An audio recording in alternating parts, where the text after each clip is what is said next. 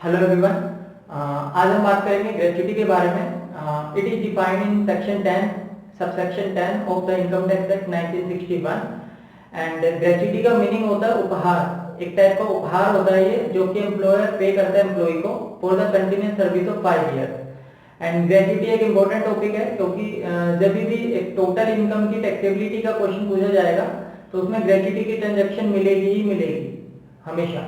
तो एक important topic है एंड इसकी टैक्सेबिलिटी को आज हम पढ़ेंगे कि किस तरीके से टैक्सेबल की जाती है। तो एकदम ध्यान से आप नोट्स बनाइएगा। And number 1 is gratuity receive होती है दो टाइप से, या तो during the period of employment, या तो नौकरी के दौरान ही ग्रेच्युटी मिल जाएगी एम्प्लॉय को, या फिर eight the time of retirement और डेथ ऑफ एम्प्लॉय, या फिर वो ग्रेच्युटी मिलेगी रिटायरमेंट के टाइम पे और अगर एक एम्प्लॉय की डेथ हो जाती है तो उस टाइम पे। तो सबसे पहले हम बात करेंगे कि अगर gratuity during the period of employment receive होती है एक एम्प्लॉय को तो वो किस तरीके से टैक्सेबल होगी।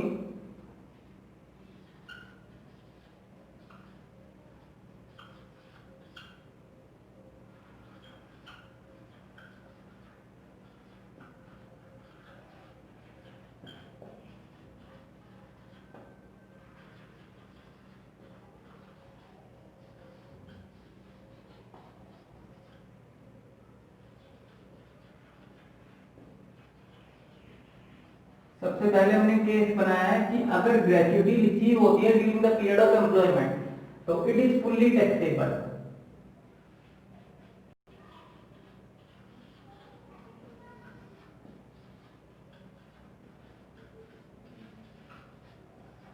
For all employees,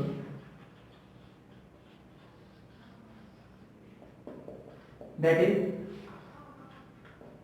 government employees and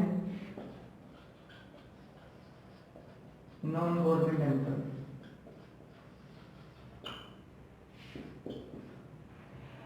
कि अगर ग्रेच्युटी रिसीव होती है during the period of employment, अगर नौकरी के दौरान ही नॉर्मली ग्रेच्युटी रिसीव होती है एम्प्लॉय को तो वो फुल्ली टैक्सेबल होगी दोनों टाइप्स के एम्प्लॉयज के लिए, चाहे वो गवर्नमेंट एम्प्लॉय है या फिर नॉन गवर्नमेंट एम्प्लॉय है। दैट मीन्स इसके लिए कोई भी एग्जम्पशन उसको नहीं मिलेगी। तो इज इट क्लियर? देन इसके बाद हम बात करेंगे केस नंबर 2 की कि अगर gratuity eight the time of retirement receive होती है एक एम्प्लॉय को तो वो किस तरीके से टैक्सेबल की जाएगी।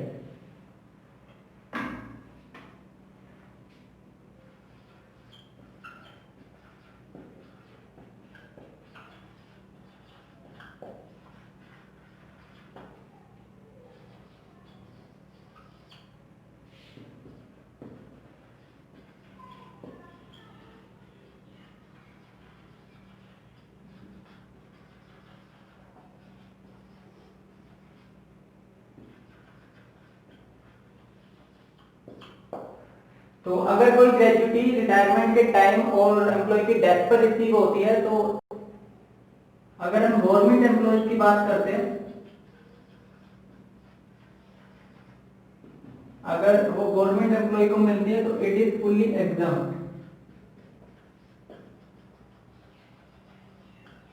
तो वो टोटली एग्जाम्प्ट होगी उस गवर्नमेंट एम्प्लॉय के लिए। एंड गवर्नमेंट एम्प्लॉय का मतलब होगा यहाँ पे इफ सेंट्रल गवर्नमेंट का वो एम्प्लॉय हो सकता है, म्युनिसिपल और लोकल अथॉरिटी का वो एम्प्लॉय हो सकता है, या फिर वो एक डिफेंस एम्प्लॉय हो सकता है। तो उसके लिए वो ग्रेच्युटी फुल्ली एग्जाम्प्ट होगी। लेकिन अगर रिटायरमेंट और डेथ पर ग्रेच्युटी रिसीव होती है किसी नॉन गवर्नमेंट एम्प्लॉय के लिए तो उसमें दो कैटेगरीज को डिफाइन किया गया है। नंबर 1, अगर ग्रेच्युटी एक्ट के अंडर एम्प्लॉयर आता है, and the second one is कि if employer is not covered under the gratuity act, तो उसके लिए हम बात करेंगे।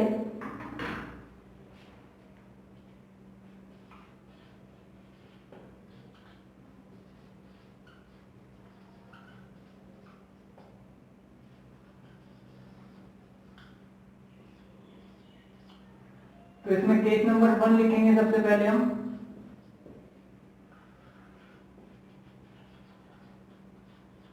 If employer is covered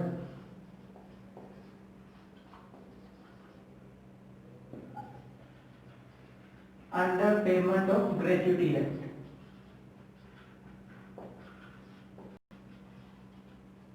1972। तो उसकी जो टैक्सेबिलिटी होगी वो किस तरीके से बनाई गई है, तो इसके लिए टोटल 3 पॉइंट्स में इसके एग्जामिनेशन को डिफाइन किया गया है। तो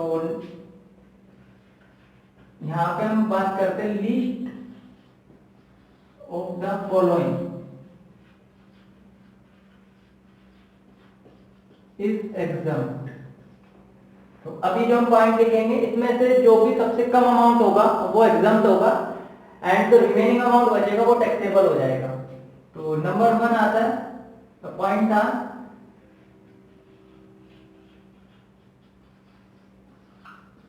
amount of gratuity actually received. Number 1 is amount of gratuity actually received, जो एक्चुअली उसको मिला एंड ये हमेशा क्वेश्चन में गिवन होगा, इसके लिए कोई कैलकुलेशन नहीं चाहिए हमें। नंबर 2 इज 20 लाख, जो कि सेंट्रल गवर्नमेंट ने लिमिट सेट की गई है maximum 20 lakh. And the third one is 15/26 into में LDS and LDS here means last drawn salary। LDS का मतलब यहाँ पे लास्ट ड्रॉन सैलरी होगा एंड इनटू में continuous service of 5 years, continuous completed year of service. जितने साल उसने काम किया होगा उससे हम मल्टीप्लाई कर देंगे एंड इसके लिए हम लिखते हैं कि इट इंक्लूड्स फ्रैक्शन। इसमें फ्रैक्शन इंक्लूड किया जाएगा। इसको हम एक क्वेश्चन की मदद से समझेंगे एंड वो क्वेश्चन एग्जाम में ही होगा जो हम अभी करेंगे। तो फॉर एग्जांपल अगर हम बात करते हैं कि उसने टोटल सर्विस 20 ईयर्स और 8 मंथ की कंप्लीट किया है, तो उसको हम 21 ईयर्स मान लेंगे, तो वो कंप्लीटेड ईयर ऑफ सर्विस उसके 21 साल बन जाएंगे। And here salary means, salary का मीनिंग यहाँ पे क्या होगा, जो हमें लास्ट ड्रॉन सैलरी लेनी है, तो salary here means basic salary, इसमें हम बेसिक सैलरी को लेंगे और साथ ही साथ इसमें ऐड कर देंगे डियरनेस अलाउंस को।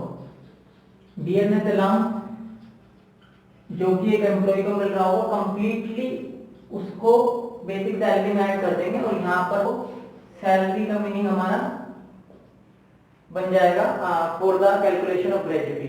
इन तीनों अमाउंट में से जो भी अमाउंट लीस्ट होगा, दैट मींस सबसे कम होगा, वो एग्जाम्प्ट हो जाएगा and then the remaining is taxable, और जो रिमेनिंग अमाउंट बचेगा वो टैक्सेबल हो जाएगा। तो this is the proper formula for the calculation of gratuity. And अभी हम बात करेंगे कि अगर एक एम्प्लॉयर ग्रेच्युटी एक्ट में कवर नहीं होता है, क्योंकि यहाँ पर हम बात कर रहे हैं कि employer is covered under payment of gratuity act, कि वो पेमेंट ऑफ ग्रेच्युटी एक्ट में कवर्ड है, तो हम इस तरीके से कैलकुलेशन करेंगे। और अभी हम नेक्स्ट बात करेंगे कि अगर एम्प्लॉयर ग्रेच्युटी एक्ट में कवर्ड नहीं है तो ग्रेच्युटी किस तरीके से टैक्सेबल की जाएगी। तो यहाँ पे हम इसमें स्लाइडली चेंज करते हैं, if employer is not covered. यहाँ पे हम बात करेंगे कि अगर एम्प्लॉयर कवर्ड नहीं है ग्रेच्युटी एक्ट में, तो वहां पर भी वही 3 पॉइंट में डिफाइन किया गया है, list of the following is exempt. तीनों में से जो भी सबसे कम वैल्यू होगी वो एग्जाम्प्ट हो जाएगी and the remaining is taxable. तो इसमें पॉइंट नंबर 1 आएगा अमाउंट एक्चुअली रिसीव्ड, वही सेम जो क्वेश्चन में गिवन होगा, एक्चुअली अमाउंट जो रिसीव हुआ है ग्रेच्युटी का। नंबर 2 इज 20 लाख, ये भी सेम रहेगी limit. And the third one is, यहाँ पे चेंज हो जाएगा फॉर्मूले में, क्योंकि वहां पे हमने 15/26 लिया था फ्रैक्शन, बट यहाँ पे हम 15/30 लेके चलेंगे। और उधर हमने लास्ट ड्रॉन सैलरी ली थी, मींस ग्रेच्युटी जिस मंथ में मिली है उससे बिल्कुल पिछले महीने की सैलरी, बट यहाँ पे जो हम लेंगे वो लेंगे average salary of last 10 month.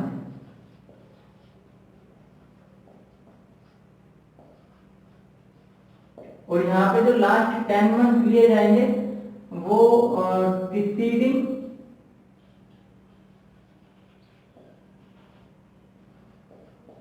The month of retirement, जिस महीने में एम्प्लॉय रिटायर हो रहा है उससे बिल्कुल पिछले 10 साल का सैलरी 10 महीने की सैलरी का एवरेज किया जाएगा और उस अमाउंट को यहाँ पे कंसीडर किया जाएगा और मल्टीप्लाई करेंगे कंप्लीटेड ईयर ऑफ सर्विस से,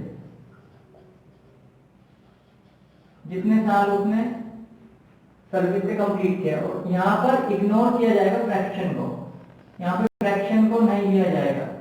तो फॉर एग्जांपल अगर हम बात करते हैं वहाँ पे 20 इयर्स और 8 मंथ अगर उसने सैलरी कंप्लीट अपनी जो सर्विस है वो कंप्लीट किया, तो वहाँ पर 20 इयर्स को ही कंसीडर किया जाएगा कंप्लीटेड ईयर ऑफ सर्विस। यहाँ पे इस फ्रैक्शन को इग्नोर किया जाएगा। तो this is the difference between both method. And here salary means, यहाँ पे सैलरी का मीनिंग भी चेंज हो जाता है, जिसको ध्यान से समझेंगे। तो सैलरी में यहाँ पे बेसिक सैलरी ऐड हो जाएगी, उसमें ऐड करेंगे डीए को, डीएनएस अलाउंस को, लेकिन डीएनएस अलाउंस भी सिर्फ वही ऐड करेंगे which forms part of retirement,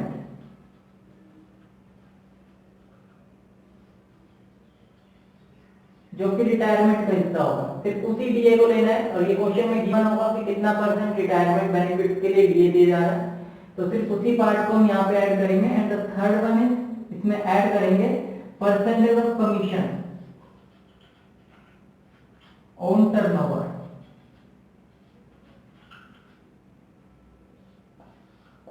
कि टर्नओवर के ऊपर जो फिक्स्ड परसेंटेज कमीशन का दिया जा रहा है एक एम्प्लॉय को, वो यहाँ पे ऐड हो जाएगा। तो इन तीनों से मिलकर यहाँ पे जो सैलरी होगी वो हम कंसीडर करेंगे यहाँ पर पिछले 10 महीने की। तो this is the case number 2। अगर एक एम्प्लॉयर जो ग्रेच्युटी एक्ट में कवर नहीं हो रहा है, उससे अगर ग्रेच्युटी रिसीव होती है, तो इसमें भी least of the following is exam, तीनों पॉइंट में से जो भी वैल्यू सबसे कम होगी it is exempt and remaining is taxable, और रिमेनिंग टैक्सेबल हो जाएगी। अभी हम इसका प्रैक्टिकल क्वेश्चन करते हैं एंड इससे आपको बिल्कुल क्लियर हो जाएगा। तो एक इंपॉर्टेंट क्वेश्चन मैंने यहाँ पे लिया है जो कि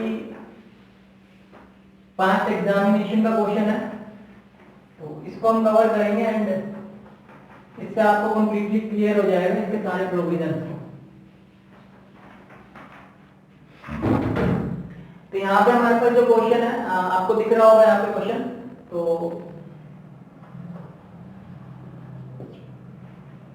मिस्टर जो सोहन है वो रिटायर हुआ है ऑन 15/6/2019 को after completion of 26 years and 8 months of service. तो उसकी ईयर ऑफ सर्विस पहले हम यहाँ पे नोट डाउन कर लेते हैं, that is 26 years and 8 month, 26 साल और 8 महीने उसने टोटल काम किया and receive gratuity of 6 lakh.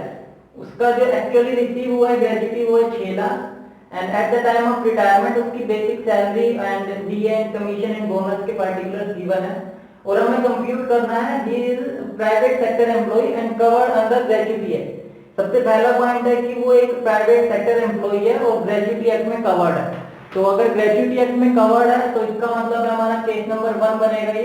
तो यहाँ पर हम बना के चलते पॉइंट नंबर 1। तो पॉइंट नंबर 1 के लिए हमारा होता है actual amount of gratuity receive जो कि है 6 लाख, ये हमें क्वेश्चन में गिवन है। And the second one is वो लिमिट ऑलरेडी गिवन है as per the central government 20 lakh, इसको हम सेट कर देते हैं। And the third one is वो हमें कैलकुलेट करना पड़ेगा। और यहाँ पर हम फर्स्ट पॉइंट में पढ़ रहे हैं कि एक प्राइवेट सेक्टर एम्प्लॉय है वो और ग्रेच्युटी एक्ट में कवर्ड है। तो ग्रेच्युटी एक्ट में अगर वो कवर है तो उसके लिए फॉर्मूला क्या लगाएंगे हम, 15/26 इनटू में last drawn salary.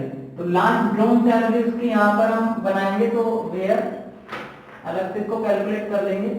Salary is equal to, salary का मीनिंग क्या होगा, तो सैलरी का मीनिंग यहाँ पे हम लेंगे बेसिक सैलरी प्लस डीए, बस इन्हीं दोनों पार्ट से हमारा सैलरी बन जाएगा। तो बेसिक सैलरी हमारे पास यहाँ पे है 5000 और इसमें हम ऐड कर देंगे डीए 3000, तो लास्ट ड्रॉन सैलरी हमारी बन जाएगी दैट इज 8000। तो इसको हम यहाँ पे लगाएंगे ₹8000 एंड मल्टीप्लाई करेंगे कंप्लीटेड ईयर ऑफ सर्विस से जो कि 26 साल 8 महीने। एंड इसमें हमें फ्रैक्शन को इंक्लूड करना है तो इसको हम 27 ईयर कंसीडर कर लेंगे। तो यहाँ से हमारा जो टोटल अमाउंट निकल कर आएगा वो निकल कर आएगा 15/26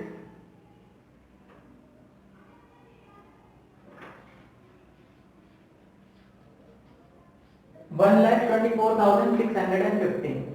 तो अब लीस्ट ऑफ द फॉलोइंग इनमें से कौन सा होगा?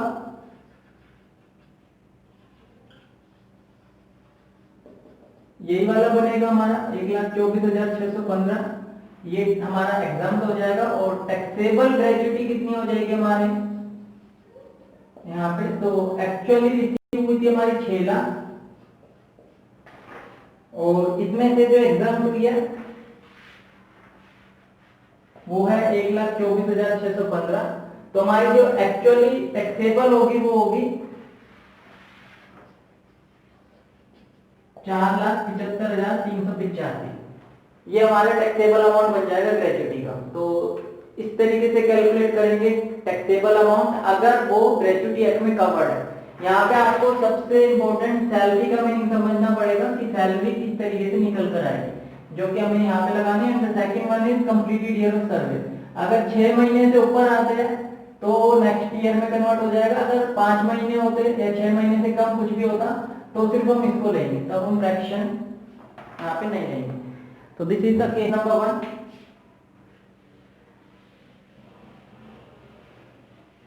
एंड अभी हम बात करते हैं केस नंबर 2 की, कि अगर वो ग्रेच्युटी एक्ट में कवर्ड नहीं है तो किस तरीके से वो टैक्सेबल होगा। तो उसके लिए actually gratuity receive 6 lakh, point number 1 same रहेगा एंड पॉइंट नंबर 2 भी सेम रहेगा।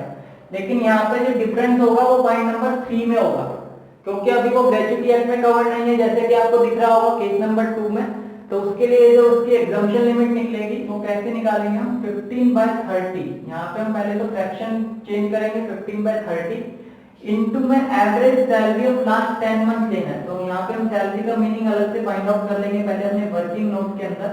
तो सैलरी के मीनिंग के लिए हमें क्या लेना पड़ेगा? यहाँ पे basic salary plus DA forming part of retirement. DA भी हमें सिर्फ रिटायरमेंट वाला लेना है, और प्लस में percentage of commission on turnover. जो टर्नओवर पे कमीशन है हमें वो लेना पड़ेगा। तो यहाँ पे हम बात करेंगे सबसे पहले तो बेसिक सैलरी की, जो कि हमारा 5,000।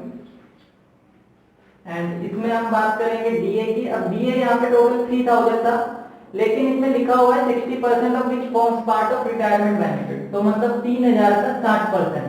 तो इस बार हम डीए लेंगे वो सिर्फ 1,800 लेंगे। यहाँ पर आपको ये समझना पड़ेगा, अगर वो ग्रेच्युटी एक्ट में कवर्ड है तो उसमें पूरा का पूरा डीए ले लेंगे, लेकिन अगर वो ग्रेच्युटी एक्ट में कवर्ड नहीं है तो हमें उसमें सिर्फ रिटायरमेंट वाला ही डीए लेना है। तो 3,000 का 60% 1,800 ले लेंगे। एंड इसके बाद आएगा कमीशन। तो कमीशन हमारे पास है 1% on turnover in the last 12 month which was 12 lakh. तो 12 लाख का 1% हम निकालेंगे तो वो हमारे पास निकल कर आ जाएगा 12,000 रुपए। तो ये हमारी कमीशन हो जाएगी। तो ये हमारा टोटल सैलरी निकल कर आएगा। एंड इसके लिए हम बात करेंगे तो 5,000 12 + 17 18,800 रुपए हमारा टोटल सैलरी बन जाएगा। और यहाँ पर हमें जो फॉर्मूला लगाना है वो लगाना है average salary of last 10 month.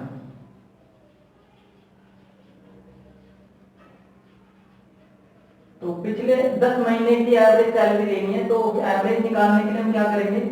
5,000 को मल्टीप्लाई करेंगे 10 से, प्लस में 1,800 को मल्टीप्लाई करेंगे 10 से, जो कि डीए हो जाएगा। और प्लस में जो हमारा कमीशन है, कमीशन हमारा कैसे निकला था? 12,000 निकला था हमारा टोटल, 1% 12 लाख का। एंड वो पूरे साल का है, हम इसको 10 महीने में कन्वर्ट कर लेंगे। That means converted into 10 month. तो ये हमारा 10/12 हो जाएगा। एंड इसको एवरेज करना है तो इसको 10 से हम डिवाइड कर देंगे। तो ये हमारा average salary of last 10 month निकल जाएगा। सिंपल, कुछ नहीं करना है हमें। पहले तो हमें बेसिक सैलरी को 10 से मल्टीप्लाई कर देना है। डीए जो हमारा फॉर्मिंग पार्ट ऑफ रिटायरमेंट है उसको हम 10 से मल्टीप्लाई कर देंगे। एंड जो हमारा कमीशन है 12 लाख का 1% 12,000, उसको हम 10 मंथ में कन्वर्ट कर लेंगे। दैट इज 10/12, क्योंकि वो पूरे साल का है। और इसको एवरेज करना है 10 मंथ का, तो उसको हम 10 से डिवाइड कर देंगे। एंड मल्टीप्लाई करेंगे कंप्लीटेड ईयर ऑफ सर्विस, जो कि 26 ईयर्स होंगे। इसमें हमें फ्रैक्शन इग्नोर करना है। यहाँ पे आपको ये बात को नोट डाउन करना है, जो कि केस नंबर 1 से इसको अलग करती है। तो यहाँ पे जो टोटल अमाउंट हमारा निकल कर आएगा वो आएगा 1,01,400। तो ये हमारा थर्ड पॉइंट का कैलकुलेशन आएगा। एंड लीस्ट इज एग्जाम, इसमें से जो सबसे कम वैल्यू होगी वो एग्जाम होगी, जो कि पॉइंट नंबर 3 ही है हमारा 1,14,000।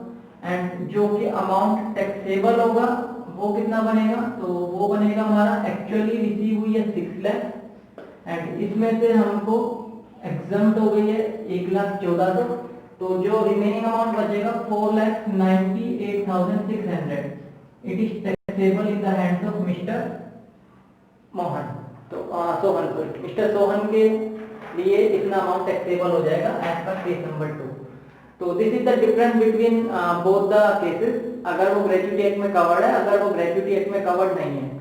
तो हमें सिर्फ यही याद रखना है कि यहाँ पर हम जो डीए लेंगे वो हमें लेना है रिटायरमेंट के बेनिफिट्स के लिए, और जो हमारा कमीशन होगा वो इसमें ऐड हो जाएगा। और अगर वो ग्रेच्युटी एक्ट में कवर है तो उसमें हम सीधा एक सैलरी ले लेंगे कंप्लीट, और उसका जो डीए है वो कंप्लीट ले लेंगे जितना वो गिवन होगा क्वेश्चन के अंदर। तो ये दोनों में डिफरेंस होगा, और यहाँ पे हमें एवरेज करके लेना है 10 मंथ का, वहां पे हमें डायरेक्टली लेना था, कुछ ले सिर्फ 1 महीने का। तो इस तरीके से कैलकुलेशन होगा इसका। And the third part is, इसी क्वेश्चन में जो थर्ड पॉइंट है जो कैलकुलेट करना है वो है कि अगर वो एक गवर्नमेंट एम्प्लॉई है और उसको रिटायरमेंट के टाइम पे ग्रेच्युटी रिसीव हो रही है, तो ये तो हम पढ़ ही चुके हैं कि अगर एक गवर्नमेंट एम्प्लॉई है, दैट मींस केस नंबर 3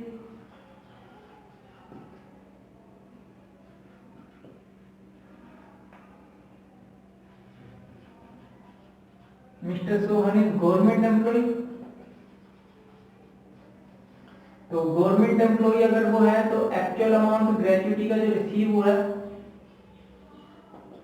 वो है 6 लाख, और माइनस कर देंगे exempt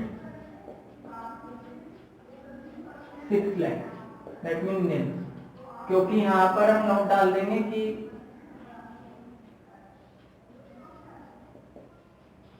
gratuity received by government employee is fully exempt, ये fully exempt होगी है।